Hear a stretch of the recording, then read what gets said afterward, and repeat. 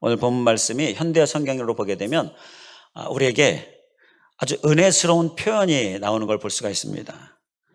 그래서 3절 말씀에 그의 많으신 긍휼대로, 여기서 많으신이다라고 쓰고 있는 이 말씀을 현대어 성경을 보면 헤아릴 길 없는, 이렇게 좀 표현이 우리에게 좀 구체적으로 와닿게 쓰고 있어요. 헤아릴 길이 없다. 너무나 그 은혜가 커서 헤아릴 수가 없다라는 그렇게 표현을 쓰고 있고요. 또 4절 말씀에서 보게 되면 이 본문에 관하여서 값으로 따질 수 없는 엄청난 선물, 바로 그 유업을 있게 하신다. 값으로 따질 수 없는 엄청난 선물이다 라고 말씀하고 있는데요. 자, 이러한 표현들이 무엇을 향하여서 하고 있는 표현일까요? 바로 부활을 향하여서 하고 있는 표현입니다. 3절 말씀에 예수 그리스도를 죽은 자 가운데서 부활하게 하심으로 말미암아, 바로 이 부활을 향하여서 헤아릴 수 없는 그러한 주님의 자비이다. 그리고 값으로 따질 수 없는 엄청난 선물이다. 자, 이렇게 표현을 하고 있는 겁니다. 바로 우리에게 이 부활, 우리에게 주신 이 부활의 은혜, 부활의 기쁨은요, 우리가 그냥 부활 감사합니다 이렇게도 표현할 수 있지만, 그러나 헤아릴 수 없이 정말 값으로 따질 수 없는 큰 엄청난 선물, 부활 감사합니다. 우리 이렇게 표현하면 표현이 더 정말 실감나고 더 구체적이고 더 하나님이 기뻐하실 것 같습니다. 그래서 우리 한번 하나님께 이 부활을 감사하는 표현을 먼저 올려드리고, 그리고 또 말씀을 이어가도록 하겠는데요. 저를 따라서 해주시면 됩니다. 정말 헤아릴 수 없는, 정말 값으로 따질 수 없는, 정말 엄청난 선물, 그 부활을 감사합니다. 할렐루야. 우리의 마음의 고백 되어진 줄 믿습니다. 정말 엄청난 선물, 헤아릴 수 없는 큰 은혜, 값으로 따질 수 없는 은혜, 그 부활이 바로 주님께서 우리에게 주신 큰 선물인 것입니다. 오늘 부활주일, 이 부활이 우리에게 주는 은혜들이 너무 많이 있는데요, 그 은혜들 중에서 핵심적인 은혜를 우리가 함께 살펴보면서 그 은혜를 우리가 누리는 삶, 그러한 삶이 우리에게 있을 수 있기를 간절히 원합니다. 자, 부활의 은혜, 자, 무엇이 있을까요? 부활하면 생각나는 은혜가 뭐가 있습니까? 먼저 오늘 말씀을 통해서 보게 되면요, 본문 3절에 우리를 거듭나게 하사 산 소망이 있게 하시며, 자, 예수 그리스도의 부활이 우리로 하여금 산 소망이 있게 하신다라고 말씀을 합니다. 여기에서 바로 부활이 주는 은혜가 있는데요, 그것은 소망입니다. 소망은 앞으로 일어날 일에 대해서 우리가 바라는 게 소망이잖아요. 우리에게 소망을 주신 주님, 바로 부활이 우리에게 소망을 주셨다라는 것입니다. 무슨 소망입니까? 하나님 나라에 대한 소망이지요. 부활하신 예수님, 바로 천국을 우리에게 보여주신 거죠. 그 천국에 대한 소망을 우리에게 주신 것이 바로 이 부활이 주는 은혜인 것입니다. 부활 생각하면 우리가 천국 생각하게 되죠. 부활 생각하면 이제 우리도 죽어서 이제 예수님처럼 부활하고 천국 갈 거 생각하게 되지요. 바로 이게 우리에게 소망으로 자리 잡는 거예요. 우리 그리스도인들은 믿지 않는 다른 사람들과 다릅니다. 뭐가 다르냐? 이 소망이 있습니다. 할렐루야. 이 하나님 나라 천국에 대한 소망이 있습니다. 이게 부활이 주는 은혜인 거예요. 이 소망을 가지고 있으면 이 세상을 살기에 힘을 얻게 됩니다. 잘 살 수 있도록 하나님께서 힘을 주시는데, 바로 이 소망이 우리에게 힘을 주는 거예요. 천국 바라보면서 사니까, 하나님 나라 바라보면서 사니까, 거기 가기 위하여서 우리가 열심히 사니까 우리의 삶에 힘이 되어지는 거예요.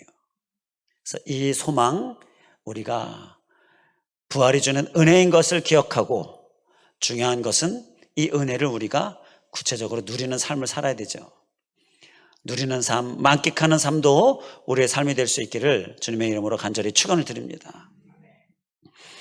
자, 이 소망, 하나님 나라에 대한 소망, 이 소망을 우리가 누리려면 어떻게 해야 될까요?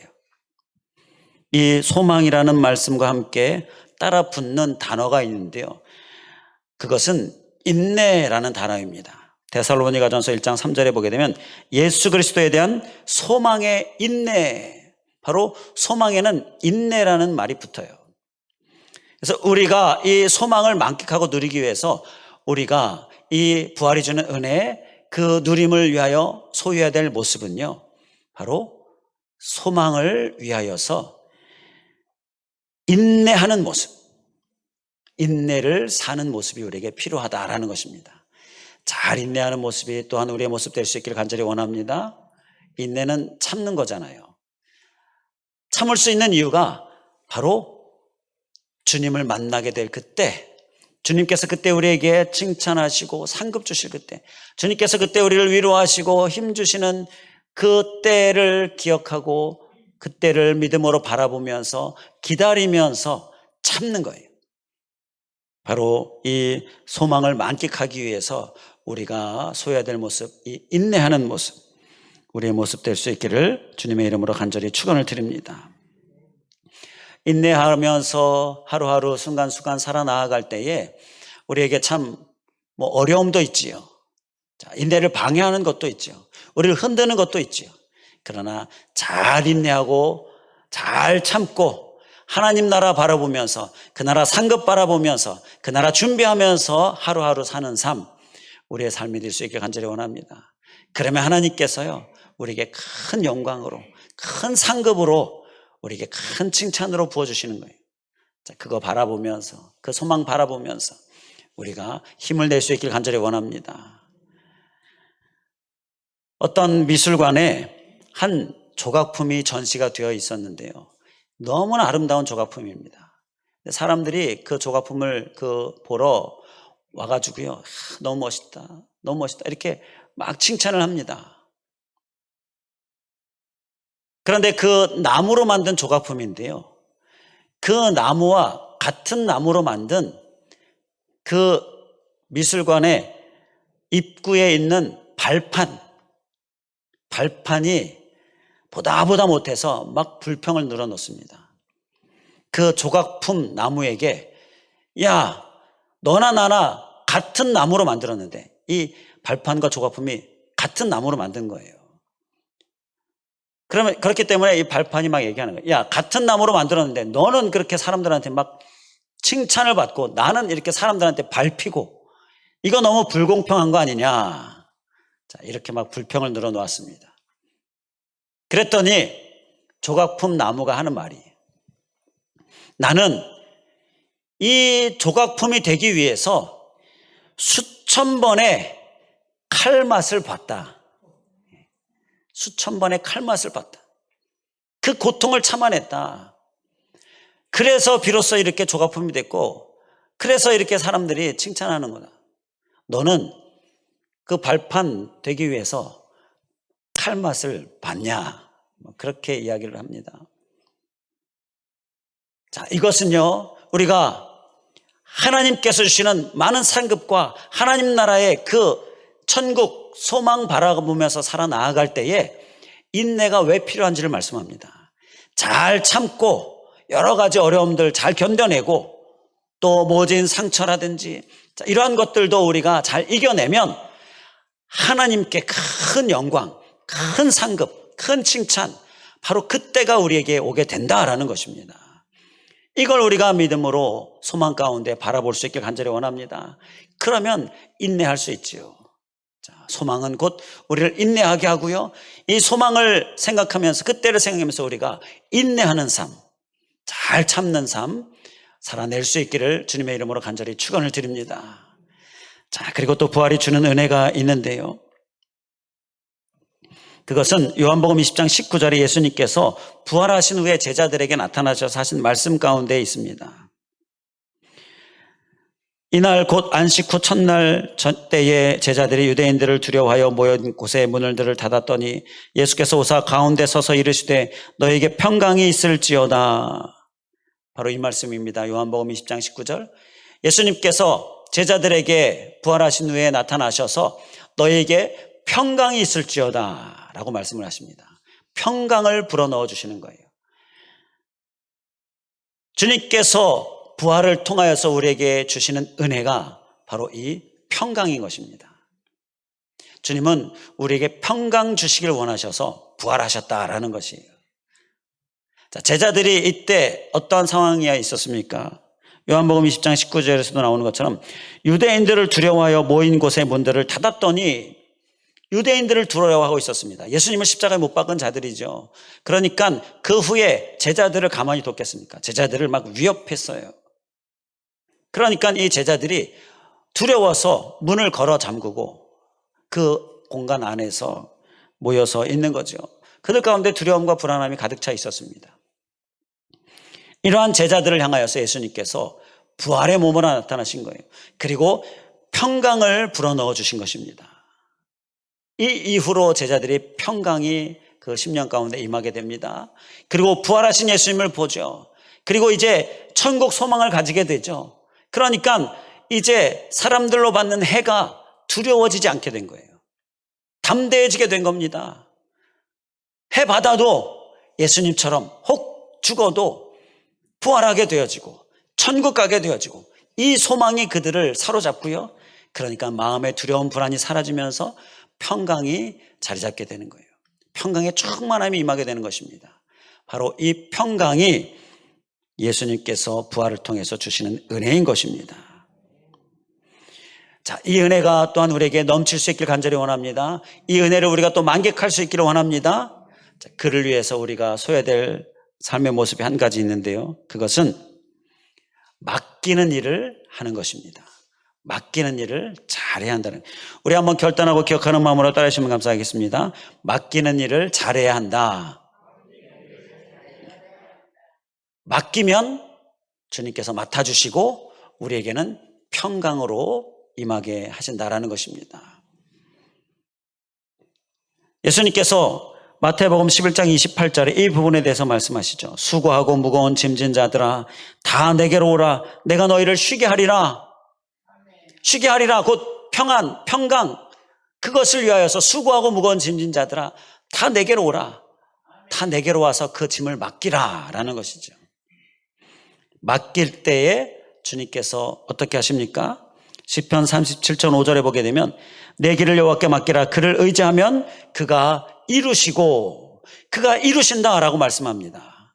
주님께 내어 맡기면 주님께서 그때 일하기 시작합니다. 우리가 맡긴 부분을 맡으시고 열심히 일하셔서 이루셔요. 이루시는 하나님. 맡기면 이루신다라는 말씀. 이 말씀을 기억하면서 우리가 맡길 수 있길 바랍니다. 맡기면 주님께서 맡아주시고 우리에게 평안 주셔요. 그러니까 쉽게 얘기하면 이겁니다. 주님 다 맡아주세요. 그리고 나는 가만히 앉아 있는 거예요. 나는 가만히 쉬는 거예요. 운전을 하다가 운전이 너무 힘들어요. 누군가 운전해 줬으면 좋겠다 하는 마음이 들죠. 막 졸렵고 피곤하고. 자, 그런데 그때 누군가에게 딱 운전을 맡기고 대리운전 예를 들어서 그리고 나는 뭐 합니까? 뒷좌석에 앉아서 실컷 잡니다. 운전대를 예수님께 맡기고 우리는 편하게 뒤에서 자고 있는 것처럼 예수님께 맡기는 거예요. 그러면 우리에게 쉼이 있고 평안이 있고. 자, 운전대를 주님께서 붙드시는데 운전을 잘 하시겠습니까? 아니 못 하시겠습니까? 운전을 너무너무 잘 하실 거예요. 당연하지요. 가장 좋은 길로, 가장 안전한 길로 이끄시는 주님, 이루시는 주님, 주님께 맡길 때 우리에게 오게 되어진다라는 것입니다.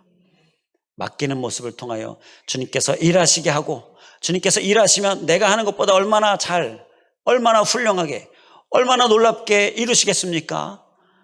그 주님의 이루심, 일하심을 위하여서 우리가 다 내어 맡기는 모습, 그만큼 우리에게는 이제 평안과 쉼이 오게 되어지는 거죠. 이러한 평안을 위하여서 맡기는 삶 우리가 꼭 잘 살아낼 수 있기를 간절히 원합니다. 맡기면요 또 그뿐만 아니라 시편 55편 22절에 내 짐을 여호와께 맡기라. 그가 너를 붙드시고 의인의 요동함을 영원히 허락하지 아니하시리로다. 이렇게 우리에게 또 말씀하셔요. 맡기면 우리의 요동함이 멈추게 되는 거예요. 막 흔들리고, 그리고 이리저리 유혹받고, 그리고 넘어지기도 하고, 자, 이러한 요동함이 멈춰지게 되려면 주님께 맡기는 것이 우리에게 필요하다는 것입니다. 잘 맡김으로 인하여서 요동함도 멈추게 되고, 또 주님께서 일하심으로 인해서 놀라운 주님의 역사들도 경험하고, 무엇보다 우리에게 참된 쉼이 있고 평안이 있는 이러한 평안을 만끽하는 모습, 우리의 모습 다 되실 수 있기를 주님의 이름으로 간절히 축원을 드립니다. 바로 평안을 위하여서 우리가 살아야 될 것, 맡기는 것, 이 맡기는 삶이 우리에게 진정으로 평안을 준다는, 그리고 주님께서 많은 일을 이루시게 한다는, 자, 꼭 기억하시고 맡기는 일 잘 하실 수 있기를 다시 한번 주님의 이름으로 간절히 축원을 드립니다. 샌프란시스코의 금문교 건설 처음 1년 동안 23명이 추락해서 죽었다라고 합니다. 그래서 이 건설회사가 안 되겠다 싶어서 안전망을 밑에다 만들게 되었어요. 이게 우리가 건설 현장 보게 되면 안전망이 있지 않습니까? 이 안전망이 만들어지게 된 계기가 되었다라고 해요. 그 이후로 추락해서 죽는 사람들이 현저히 줄어들었습니다. 혹 뭐 발을 헛디뎠다든지 또 잡고 있는 손을 놓쳤다든지 해서 떨어지더라도 안전망이 막아주잖아요. 그러니까 이 사망률이 줄어들고요. 그런데 놀라운 것은요, 일석이조의 효과가 있게 되었는데 사망률이 줄어들 뿐만 아니라 공사 속도가 빨라졌다라고 합니다. 2배, 3배로 빨라졌다라고 해요. 그 이유가 뭐냐? 떨어져도 괜찮다라는 생각이 드니까 사람들의 몸이 빨라지는 거예요. 조심조심 이게 아니라 그냥 성큼성큼, 조심조심이 아니라 빠르게 손을 움직이고 일을 하는 거예요. 공사 속도가 빨라지는 거예요.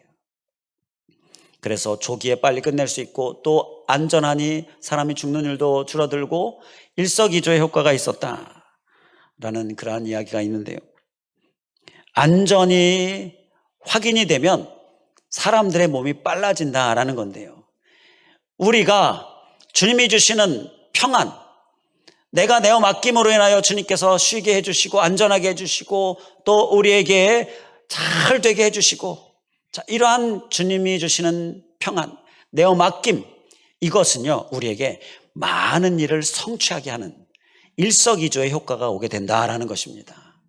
더 열심히 주님의 일을 위하여 힘쓰게 되고요, 더 열심히 나의 삶에 힘쓰게 돼요. 이것저것 잡다한 것, 근심, 걱정, 염려, 이게 나를 붙들지 않으니까, 내어 맡김으로 인해 주님이 주시는 평안이 있게 되니까 신경 쓰지 않고 열심히 정말 추진력 있게 힘 있게 내게 맡겨진 일, 또 주님의 일 열심히 하게 된다는 거지요.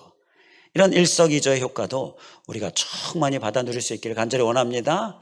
다 그 주인공 될 수 있기를 원합니다. 빌립보서 4장 6절 7절에 보게 되면 아무것도 염려하지 말고 오직 모든 일에 기도와 간구로 너희 구할 것을 감사함으로 하나님께 아뢰라, 하나님께 맡겨라. 자, 그리하면 모든 지각에 뛰어난 하나님의 평강이 그리스도 예수 안에서 너희 마음과 생각을 지키시리라. 자, 이러한 평강의 지키심, 내어 맡기는 은혜로 인하여서, 그 내어 맡기는 삶으로 인하여서 우리가 넘치게 만끽하고 누리는 모습, 우리의 모습 꼭 될 수 있기를 주님의 이름으로 간절히 축원을 드립니다. 자, 그리고 부활이 주는 은혜, 놀라운 은혜가 또 한 가지 있는데요, 고린도전서 15장 57절에 보게 되면 우리 주 예수 그리스도로 말미암아 우리에게 승리를 주시는 하나님께 감사하노니 라고 말씀합니다. 여기에서 보면 승리를 주시는 하나님. 근데 이 고린도전서 15장 57절에 이전에 어떤 말씀들이 나오냐, 사망에 대해서 나옵니다.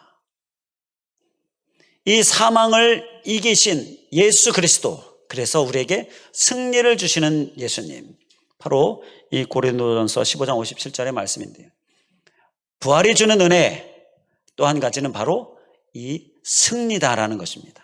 승리, 이김. 사단이 예수 그리스도를 십자가에 못 박게 하지요.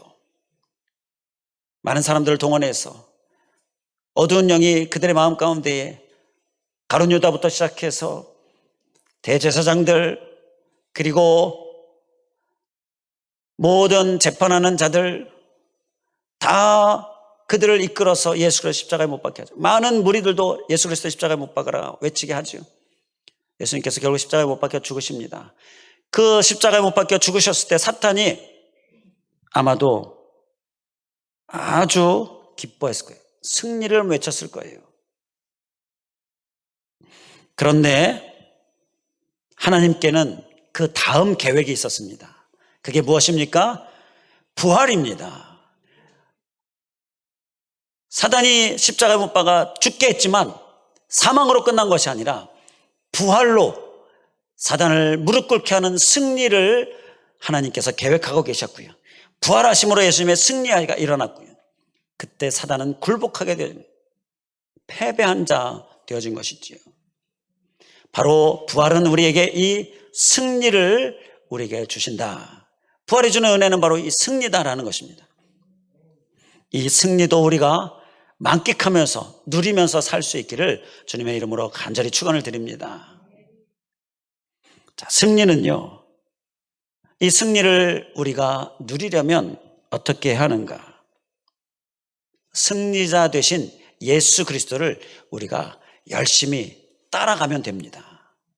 예수님이 가신 길을 열심히 따라가면 그 길은 승리가 있는 거예요. 전쟁에서 예수님께서 앞서 선대에 서셔서 나가십니다. 그런데 예수님은 승리자 되셔요. 어두운 영들이 다 그 앞에 굴복합니다. 그러면 우리가 승리의 삶을 살려면, 만끽하려면 바로 그 예수님 뒤에 바짝 붙어서 따라가면 되는 거예요. 그러면 우리가 예수님과 함께 승리자가 되어지는 거예요. 승리하는 삶을 살게 되어지는 거예요. 자, 다른 말로 이야기해서 승리가 없다. 패배가 있고 실패가 있고 낙심이 있고 항상 하는 일 가운데에 정말 이런 어떤 승리의 계가가 없다. 그렇다면 우리가 한 가지 점검해야 될 것은 내가 예수님 바짝 붙어서 같이 잘 따라가고 있는가? 혹시 그 부분이 부족하진 않는가? 우리가 점검해야 한다는 것입니다. 예수님은 승리자 되십니다.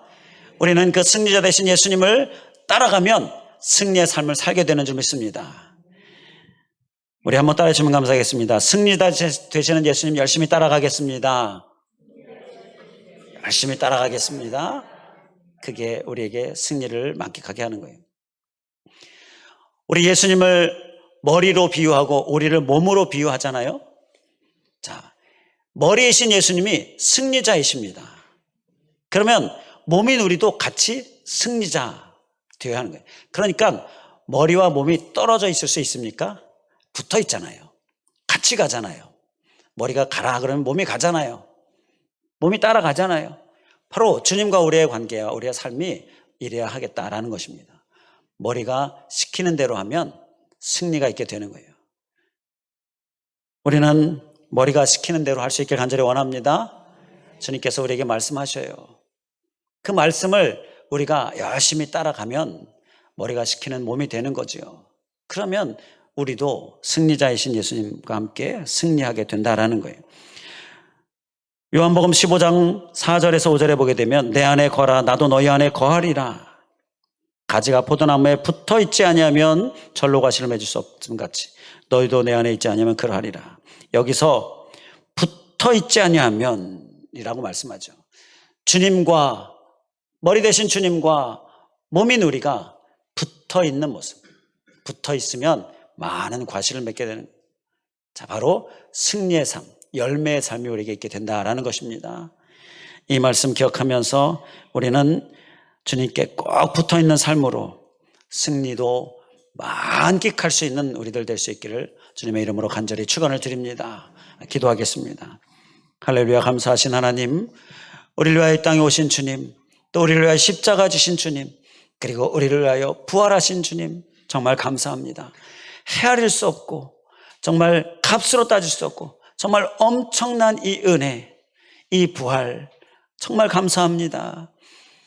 그리고 이 부활이 주는 은혜가 우리에게 있어서 너무 또 감사한데 소망의 은혜가 있고 또 평강의 은혜가 있고 승리의 은혜가 있는데 정말 감사하며 이 은혜를 우리가 만끽하고 누리는 삶 잘 살아낼 수 있도록 주님 인도하여 주시옵소서.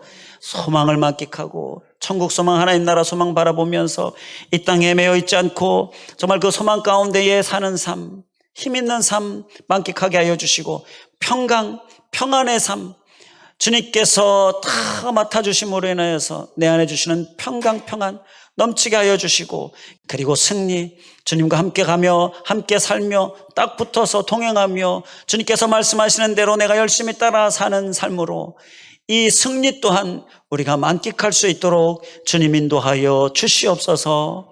간절히 간구하오며 예수 그리스도의 이름으로 기도하옵나이다. 아멘.